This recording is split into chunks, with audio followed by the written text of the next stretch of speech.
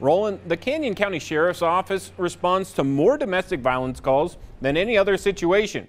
And statistics show that 1 out of every 4 women and 1 in 7 males will be victims of domestic abuse in their lifetimes, highlighting how big of a problem domestic violence has grown in our country. Every day in the United States, 3 women and 1 man are murdered by their domestic partner. Yesterday, the Sheriff's Office responded to a domestic incident. They say 29-year-old Evan Bashir stabbed and killed 22-year-old Kimberly Larson.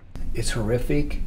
It's kind of shocking to the system, but the fact is it happens far more than we're allowing our senses to understand or even believe in. But the sheriff points out that almost always a domestic situation, once it starts, gets worse over time, culminating in the worst possible scenario. On top of that, 3 children witnessed what happened yesterday in Nampa. But if you look deeper, that's your next generation of abuser and or victim.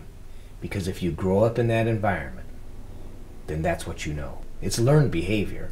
You weren't just born with that. So it will take the community and a collaborative effort to try and slow down this epidemic. It's so large that people can't get their heads around it.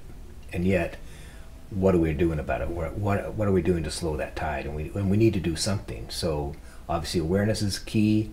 Getting to that next generation of children is imperative.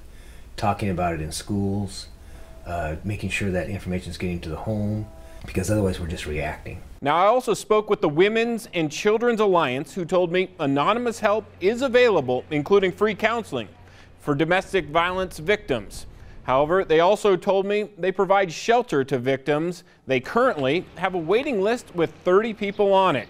In studio, Steve Dent, Fox 9 Now.